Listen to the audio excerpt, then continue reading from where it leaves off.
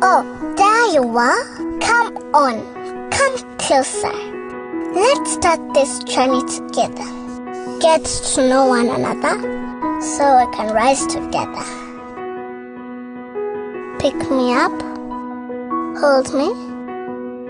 Feed me, but it might be messy.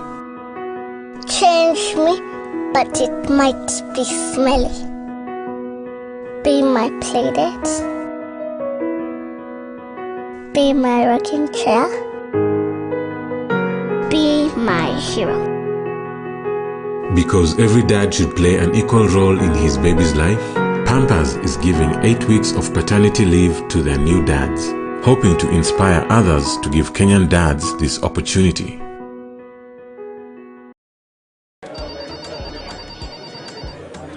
Hello 22bet. Oya niaje? Poa sana. Unasikia naenda kuingia kwa account yangu napata kuna maziwa rada? Oh, hiyo ni Euro 2020 cashback. Tunapeana 8% kwa kila game ya Euro. Hadi kwa kila game? Hata zenye zimekunywa maji. Sasa nyinyi ndio mabazeng. Itabidi hadi nimechapia mbogi. Cheki Mamorio. Unasikia kuna 8% cashback ya nini ya Euro ya 22bet. Get 100% bonus on your first deposit now. SMS join to 29252. 22bet. Tucheze, tushinde. 22.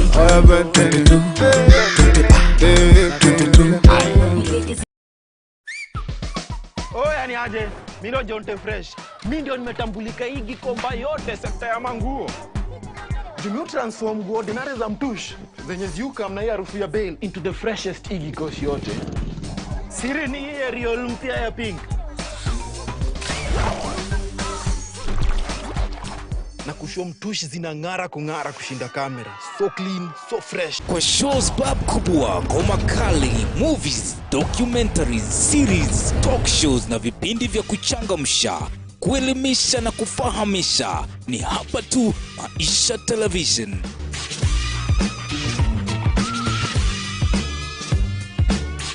You're the best thing that ever happened to me. Oh my God. Unachukua the best, unatazama na unaipenda.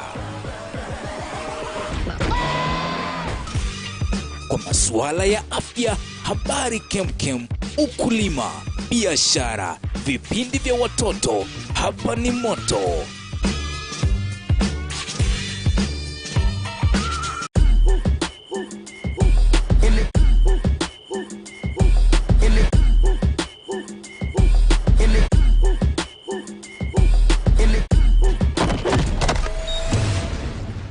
Maisha TV.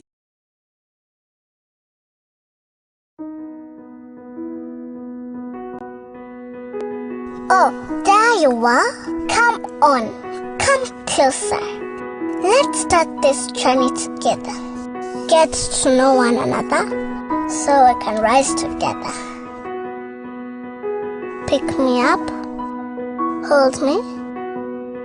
Feed me, but it might be messy. Change me, but it might be smelly. Be my playdate.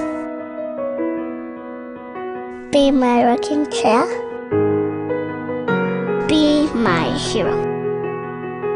Because every dad should play an equal role in his baby's life, Pampers is giving 8 weeks of paternity leave to their new dads, hoping to inspire others to give Kenyan dads this opportunity.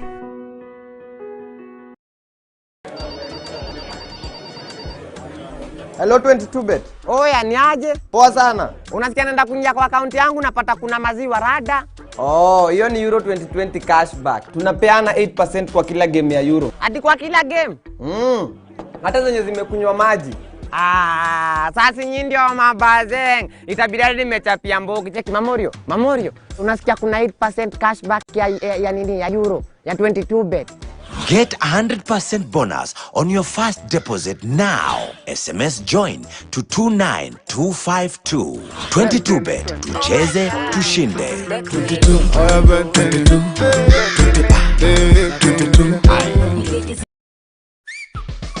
Oya ni aje, mimi ndio Jonte Fresh. Mimi ndio nimetambulika hii gikomba yote sekta ya manguo. Jumi transform nguo ordinary za mtush zenye ziuka mna hii harufu ya bail into the freshest igi kosi yote. Siri ni hii real mpya ya pink. Na kusho mtush zinang'ara kung'ara kushinda kamera. So clean, so fresh. Ma customer unaisana na hii story. Ninatumia aerial touch of down ya mpya tu. Praise the name of the Lord Jesus Christ. Saint, do you know that God means well for you? Do you know that God cares for you? He wants to bless you. He wants to heal you. He wants to prosper you. He wants to protect you. God is for you. God is not against you. That's why we have this program, The Healing Moment, to bring to you the love of Christ. And that love of Christ will be dispensed here every Saturday at 8 p.m. My name is Pastor Ibrahim Andolwa, and do join me. God bless you.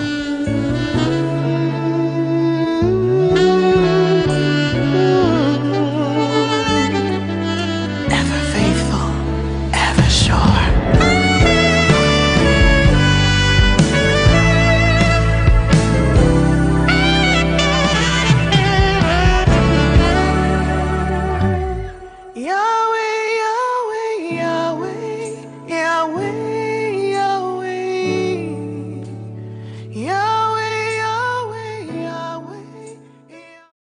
Kwa shows bab kubwa, ngoma kali, movies, documentaries, series, talk shows na vipindi vya kuchangamsha, kuelimisha na kufahamisha, ni hapa tu Maisha Television.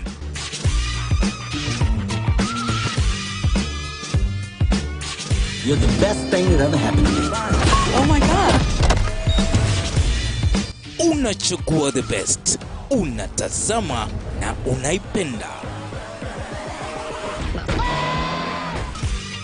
Kwa masuala ya afya, habari kemkem, ukulima, biashara, vipindi vya watoto, hapa ni moto.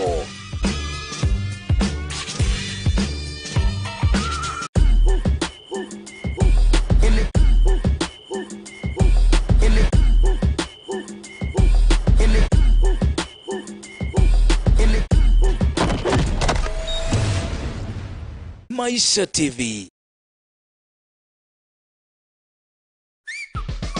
Oya ni aje, mimi Jonte Fresh. Mimi ndio nimetambulika hii gikomba yote sekta ya manguo. Jumi transform nguo ordinary za mtush zenye ziuka mna hii harufu ya bail into the freshest igi kosi yote. Siri ni hii real mpya ya pink. Na kusho mtush zinang'ara kung'ara kushinda kamera. So clean, so fresh. Ma customer unaisana na hii story. Ninatumia aerial touch of down ya mpya tu.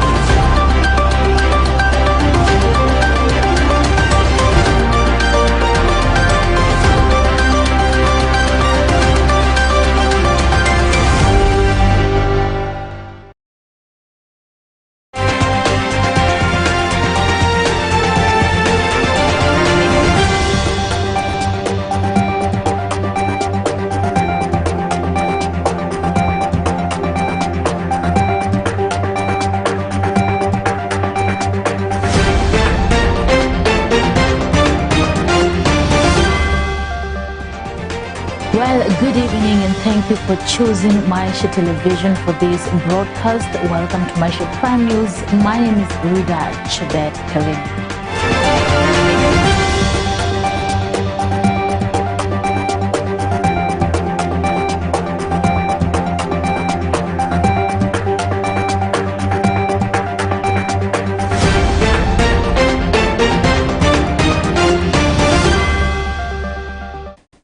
start on a sad note. Benson Njiru and his brother Emmanuel Mutura, who died in police custody in Kianjokoma, Embu County, have been laid to rest today. Mourners who attended the burial say all the police officers who came into contact with the deceased must be arraigned in court to explain the circumstances which led to the death of the two brothers. Bushebi Jr. with that report.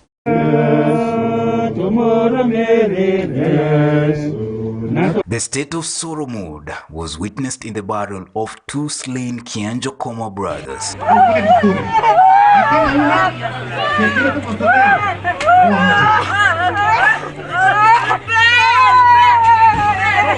Mammoth mourners stand up to witness the burial of the two brothers in the funeral service that was held at Kianjokoma Primary School. The two were laid to rest at their father's farm in Githangari, Kianjokoma in Embu North. Benson Njiru Ndwiga, 22 years old, and his brother Emmanuel Mutura, who was 19 years old, were arrested by police last week, and later their bodies were found at Embu Level 5 Hospital mortuary. Their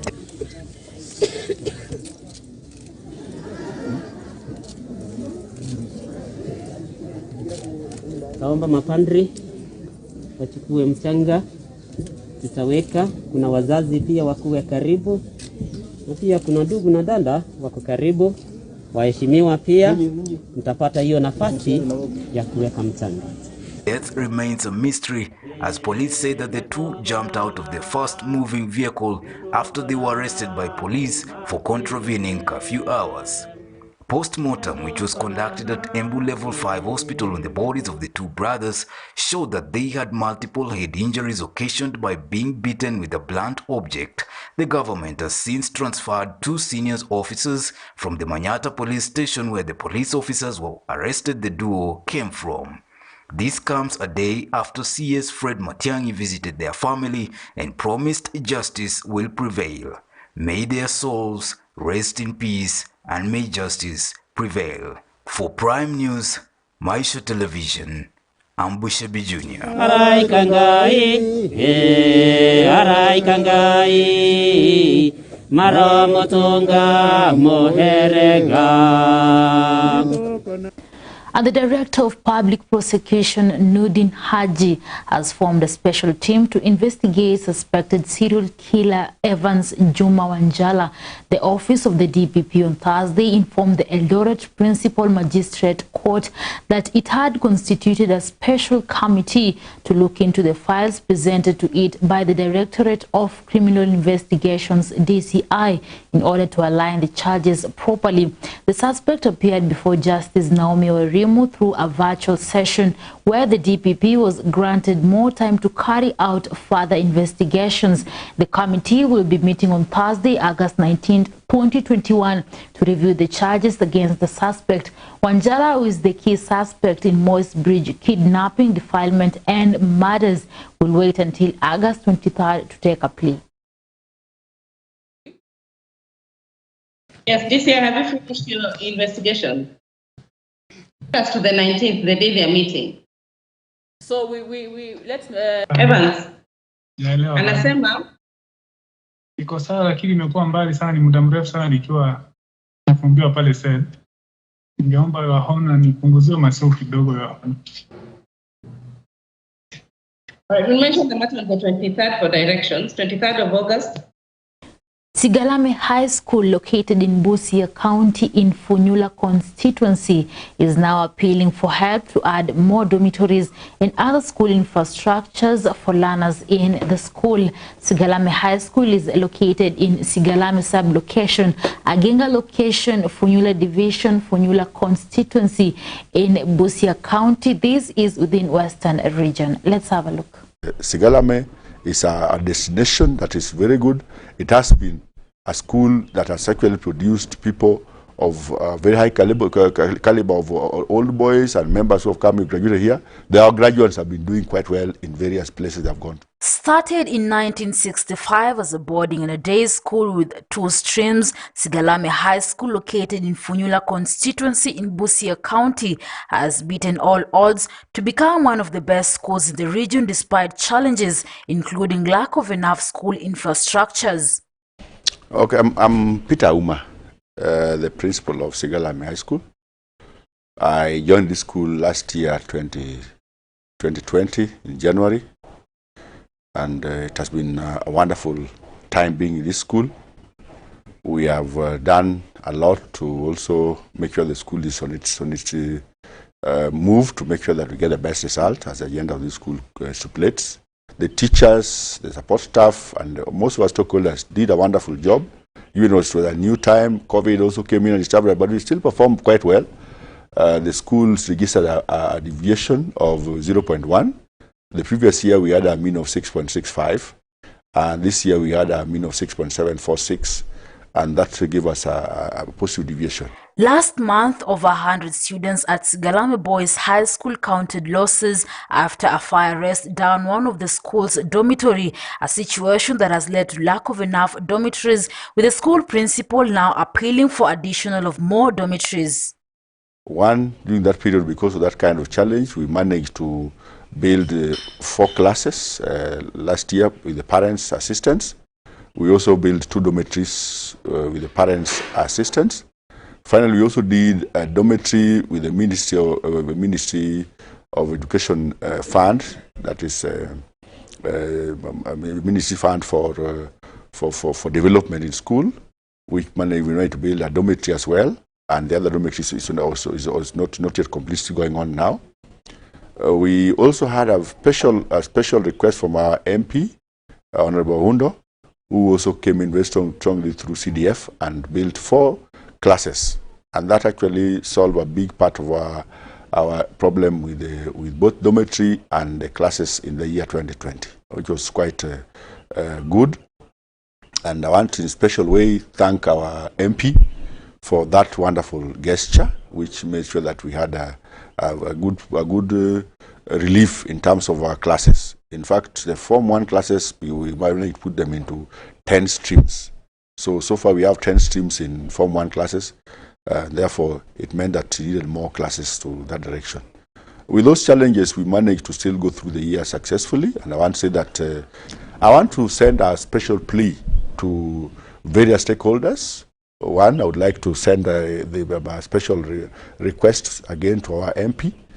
I think last year he did a wonderful job, and I want to tell in this particular sharing here, I want to still again send my gratitude to him that he has did a very good job this school.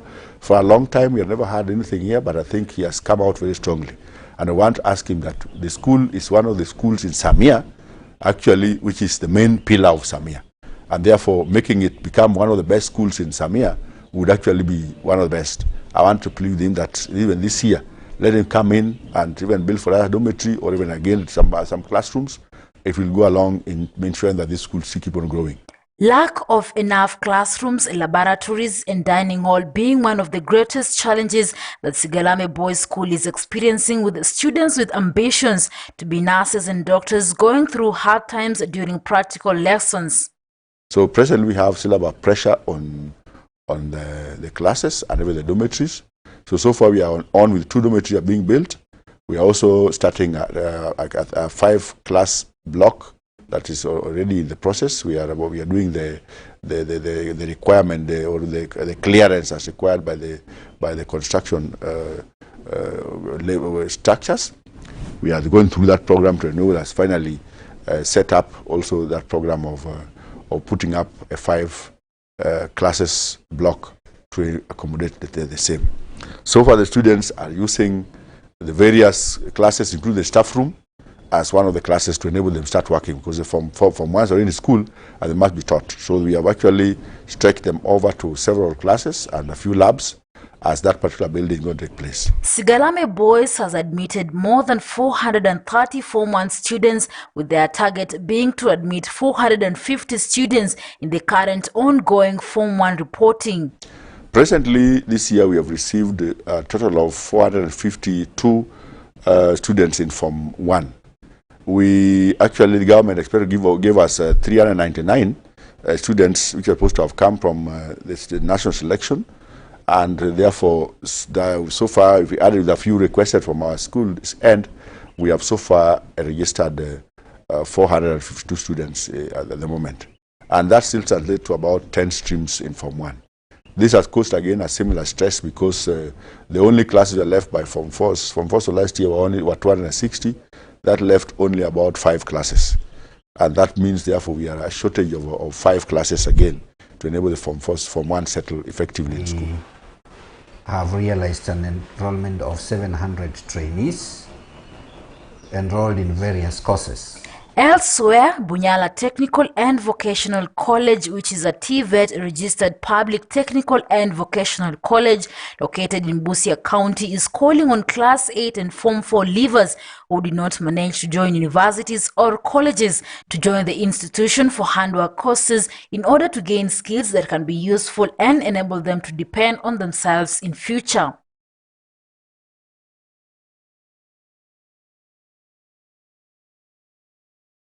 With the enrollment starting in September 2018, and so far we have realized an enrollment of 700 trainees enrolled in various courses. We offer training in courses ranging from building and building technology, electrical and electronics engineering. We have courses in automotive engineering, we have food and beverage, we have mechanical engineering, we have general agriculture, which is actually our center of excellence, having been funded to the tune of over 100 million by the Kenyan government. So we have quite some equipment in that area. We have ICT. We also have some accounting courses, business courses like CPA up to Section 6. We have ATD, which is the sister to CPA, the younger level, Accounting Technician's Diploma. We have Secretarial Studies, we have Business Management, and very many other courses. The principal's call comes after reports emerged that several students, the Standard 8 and Form 4 leavers, have not joined vocational colleges. Our name is Emmanuel Wamala, the principal, Bunyala Technical and Vocational College. The college began a few years ago, like you have had 3 years now. We have realized our trainees going through the various programs and succeeding. They come out very well in their exams, and we are not just training to make them pass exams, we are training to equip them with the relevant skills in order to make them become employers, not just to seek for employment. And therefore I want to urge the region, the Busia County, Samia people, Bunyala people, and all the people from the local area, the Siaya, which is in our neighborhood. We want to urge you to take advantage of this institution and bring your students here.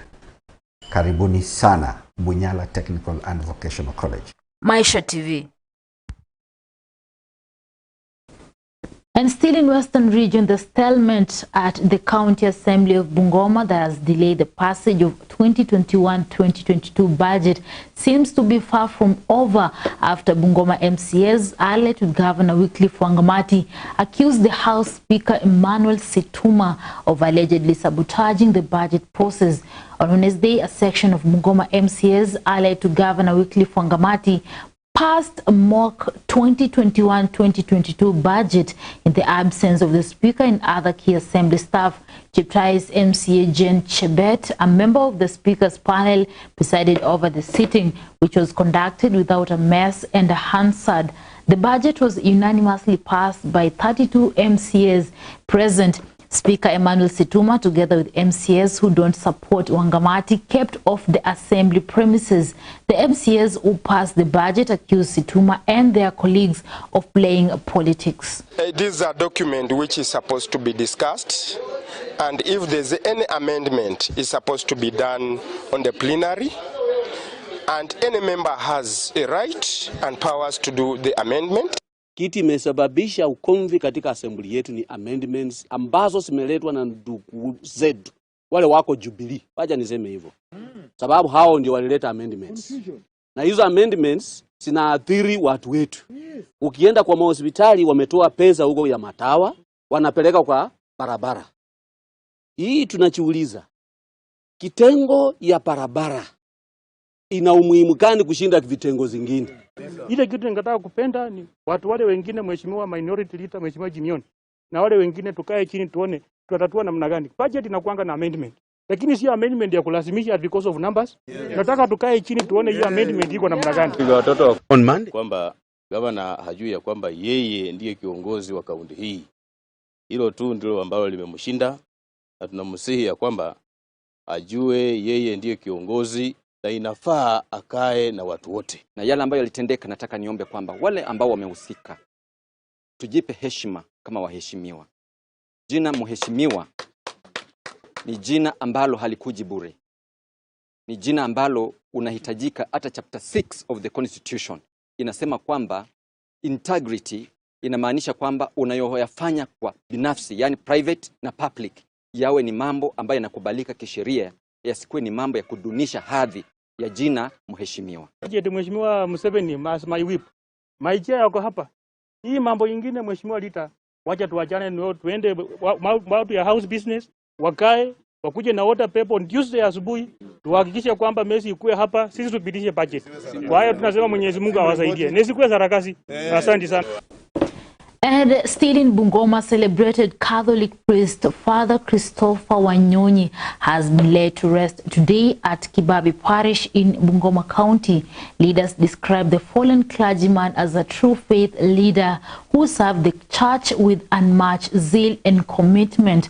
Father Christopher Wanyoni, the parish priest of Christ the King Cathedral in Bungoma town, reportedly passed away on Sunday night at a hospital in Eldoret. Ipokee roho ya mwanao, ipokee mtumishi wako, ipokee anakuja kwako, ipokee mtumishi wako. Enyi malaika wa mbinguni, mchukue mpeleke kwa Baba, mchukue mpeleke kwa Baba.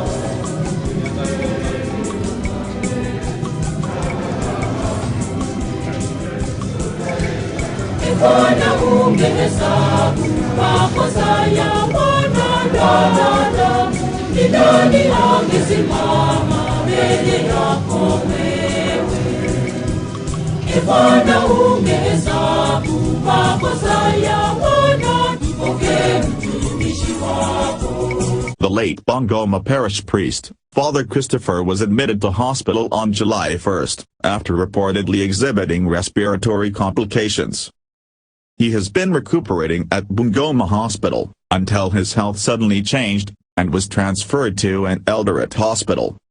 Father Christopher died on Monday midnight while receiving treatment at Eldoret Hospital. According to the Bungoma Catholic Church, the priest has been in the intensive care unit and HDU in one of the Kakameg's hospitals before he was transferred to Bungoma West Hospital, where he was recuperating. Before his demise, the man of cloth was the director of Christ the King Parochial Academy in Bungoma County.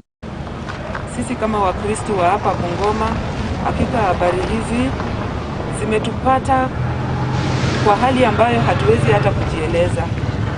Kwa muda ambao tumekuwa na Father Wanyoni katika parokia hii ya Bungoma, amekuwa ni padri mzuri sana. Father Wanyoni ametujenga kiimani. Father Wanyoni ametujenga kwa maslahi yetu ya kila siku. Father Wanyoni amekuwa ni padri ambaye apart from kukuhubiria kanisani, ni padri ambaye angetukupa matumaini katika maisha. Angekujenga kwa njia tofauti. Hasa baada ya kutu-encourage na tukaja pamoja, akatujengea kanisa hii ambayo iko hapa nyuma yetu. Hakika Father, Mungu akuweke mahali pema. He is remembered as a disciplined, dedicated, and a no-nonsense priest. Hakika tumepoteza. Sisi Father alikuwa mmoja wa familia yetu.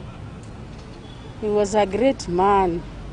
Yeye alikuwa anatushauri tukiwa na jambo lolote, ni mwepesi kabisa approach anatufikia haraka sana. Hata familia yetu ilikuwa imetoa plot, hata si plot, ni shamba ya kanisa, na father alikuwa na mpango wa kufanya maendeleo katika hilo shamba. Kati mtu akitufanyia mchezo, father alikuwa anatutetea, alikuwa hapendi mambo ya vitina. He has been rated as one of the best priests in the history of the Catholic Diocese of Bungoma. Message in shock. We've got this message with a deep sorrow now, because Father Wanyoni stood for very serious virtues in life. Father Wanyoni fought within the county of Bungoma those who wanted to crap land, particularly Father Walt's school land. He fought tough and then retained the land for the school. Father Wanyoni stood for peace and tranquility in the county and even beyond. Tulikuwa tunaambiwa tu father na ukuwa na wako Bungoma West, na tu kuelewa mara tunaambiwa amepona. Kuna wakati walikuwa wanasema father amekufa, wengine tulihusunika hata tukashindwa kufanya kazi, lakini mara wanasema ni corona, mara sijui kidneys zimefail, hatukuwa na uwezo. Na Wakristo wote wamepatwa na mshtuko. Hata ukitembea mule town hapa unapata ya kwamba watu wamesononeka sana, kwa sababu alikuwa ni kiongozi ambaye alikuwa anatupa sisi nguvu, kiongozi wa kiroho, alikuwa anatupa sisi viongozi wa kimwili, alikuwa anatupa sisi nguvu sana na kutupa mawaidha ambaye anaweza kutujenga. So tumehuzunika sana, lakini tunaomba roho yake Mungu aiweke mahali pema. He was also an inspiration and a mentor to many children, especially those that schooled at the Christ the King Academy. Gabriel Masika, mmoja wa walimu wa Kristo Mfalme na Dumia parish ya Kitinda. Yeye amefungua parishes nyingi ikiwemo Kimatuni, Kabula, Samoya, na alikuwa amenuia kufungua parishes zingine. Ambaye anashughulikia mambo ya elimu amesisitiza kwamba wanafunzi wote Bungoma County wote waende shule. Kweli tumepoteza, na tunamuombea Mwenyezi Mungu amweke mahali pema penye wema, tukimkumbuka kweli ametutengea hekalu letu ambalo Mungu angekubali angemuongeza miaka ili asidi kujenga eneo mengine. Nimekuwa hapa kama mwalimu mkuu kwa majuma mawili. Leo tuna huzuni na tunaomboleza kifo cha mkurugenzi wa shule hii, Father Christopher Wanyoni, ambaye usiku wa kuamkia asubuhi ya leo alituaga na ametuacha. Tuna majonzi kwa sababu amekuwa mtu wa msaada kwa shule hii. Tuko na wanafunzi hapa wengi ambao father anafadhili hao ama anawalipia karo ya shule kwa mashule mbalimbali, na kuna wengi tena ambao wanasoma hapa anawapatia msaada. Tusaidie wanafunzi wale zaidi haswa ambao ni mayatima, na tulikuwa tumeanza kazi tukiendelea nayo. Kwa hivyo nimesitikika kwa kifo chake ambacho kimetupata. Naitwa Francis Nalimai. I'm the outgoing head teacher. And father is down to earth. Anapenda watoto wake. Sasa sijui vile tutapata mwingine ambaye anapenda watoto kama father. Father loves his children. He loves his children. This school, if you want to quarrel with father or cross, mishandle a child, is when you will find father is a different human being altogether. Wanyoni nilimjua toka kitambo. Mimi nashiriki katika kanisa Katoliki. Nilimjua na nilipokuja shule alitusaidia sana.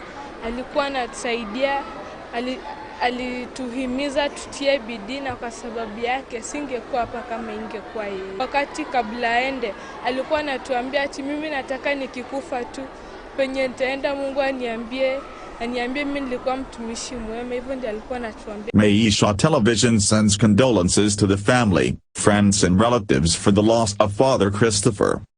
May his soul, through the mercy of God, rest in eternal peace. From Maisha TV, I'm George Curtis Atlanta.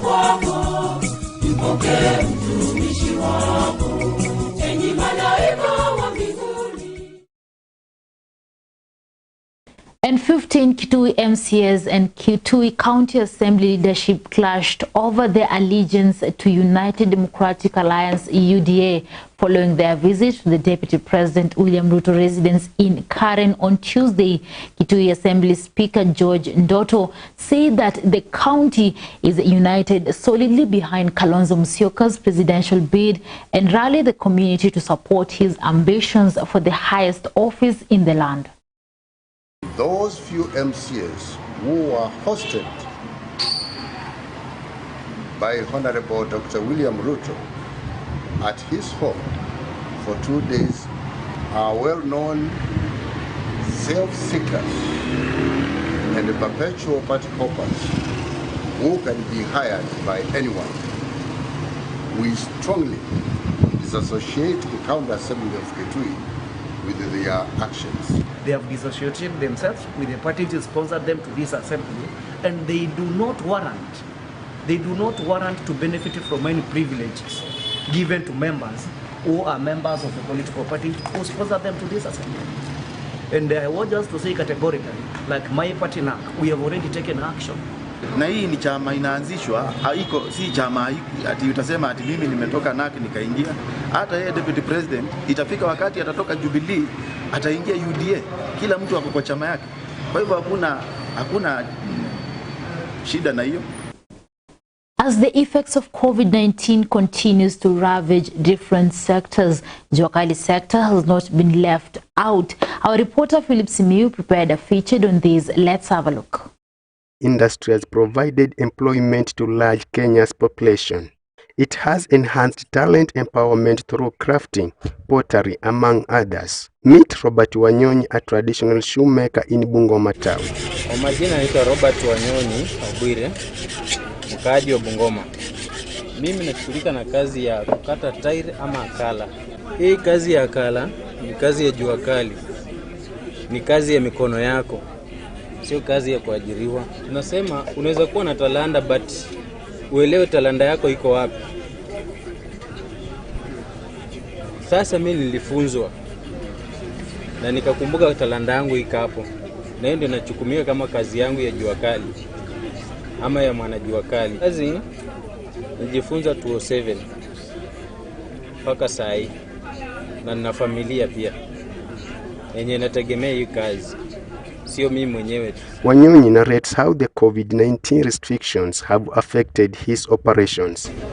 Najua uchumi ya huko nyuma ilikuwa smart. Sio kama uchumi sahi ya corona hii.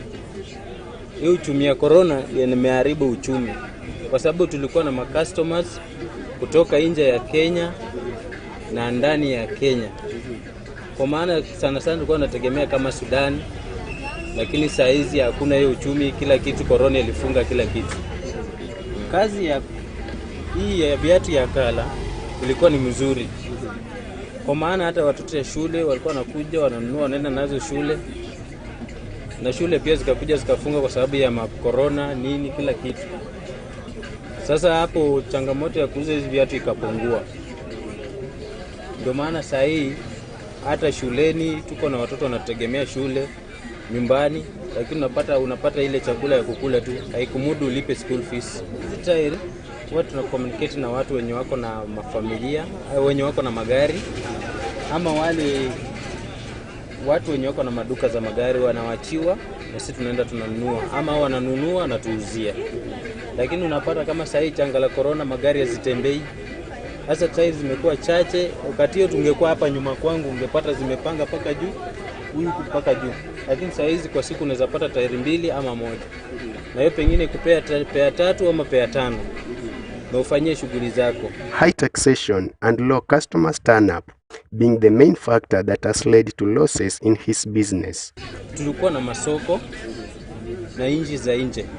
Kwa mfano nimekuambia kama Sudan, Uganda, tulikuwa tuko na customers kutoka huko. Lakini sasa vitu za lockdown vile zikuja na corona zikatufungia na masoko wakafunga. Sasa siku hizi tunajitegemea customer ule mmoja, ndio upata 200 300, hiyo ndio utakula na familia yako. Kuna mtu tu kama rafiki yako amezoea kuchukua kukuuzia yani anakupigia simu niletee tile, ama unipigie simu bwana umepata yako unipe hivyo.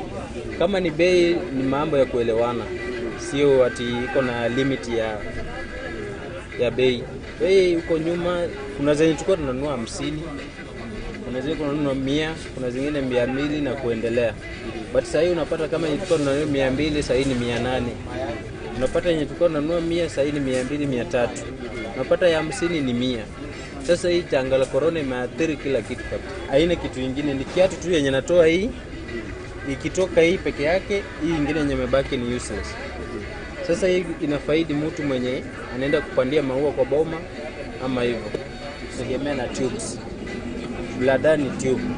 Na tube zimepotea. Sasa hiyo umeleta kitu inaitwa tubeless. Tairi ya tubeless. Kama hii yenye nakata ni tubeless. Na kuna zingine zina kamba ndani na kuna zenye hazina kamba kama hii. Na hizo ni kubwa. Haida ya trailer hiyo.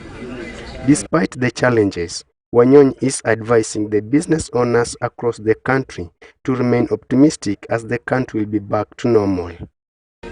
Mimi imeniathiri kwa sababu mteja wangu pengine ameniambia anaweza fika hapa kitu saa 10. Inabidi ikifika hiyo saa 10 hawezi kuja kwa sababu athari ya kusema kuna curfew. Anaweza kuambia nimetoka soko late, ninaweza pitia Bungoma nichukue, but sasa kama ametoka soko ya huko na nataka apitie hapa, inabidi apite aende kwa sababu kuna kazi zingine hujamalizia. Inabidi aende akuje kesho yake asubuhi na hiyo siku amekosa soko. Unapata hiyo pesa yenye angeenda hiyo soko nyingine akuletee inabada ni kidogo yenye anakupea. Inabidi hata wengine vile wanafunga masoko hawaende masoko. Wanabaki wako tu kwa maboma. Anakuambia nategemea kwa boma. Na kwa boma pengine umemkopesha viatu aenda auze ndio akuletee cha kukula. Unakuta anakuambia nilipatwa na curfew sokoni wakashika vitu zangu. Mali yangu yote imeenda sokoni. Siwezi vile naweza kulipa saa hii. Ngoja corona ishe kwanza ndio ndakulipa. President wetu kampuni mingi zimefunga lakini amefungwa na macho.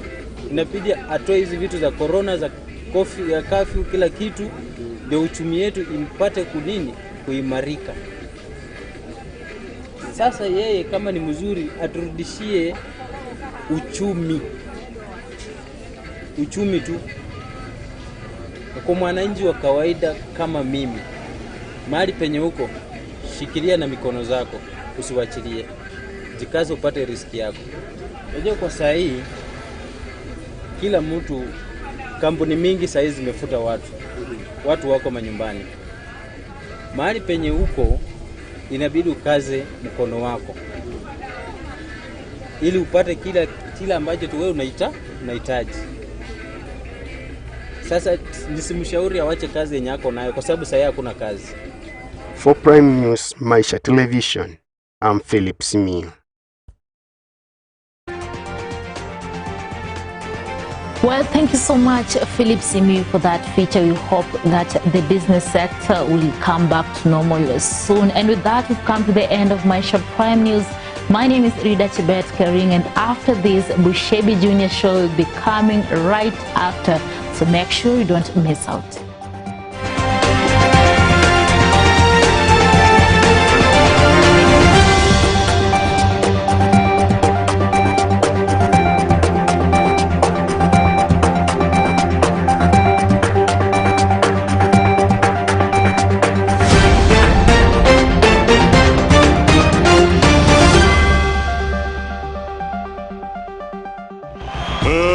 Let's get ready to rumble!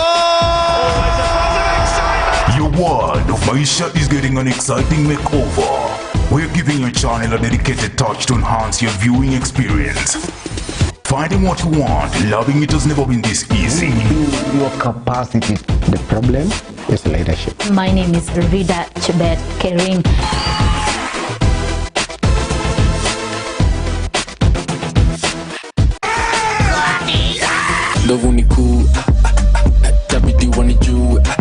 Welcome home to your dedicated channel, where you choose it, watch it, and love it.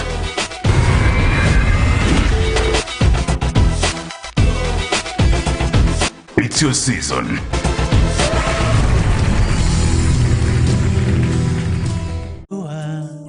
Uniponye, Bwana, nami nitapona.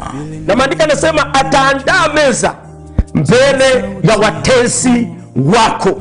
Niokoe nami nitaokoka.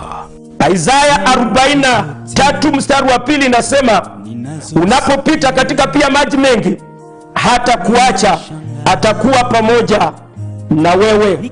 Kwani wewe ndiye ninaye msifu. Atakulinda akiwa yeye ndiye mchungaji.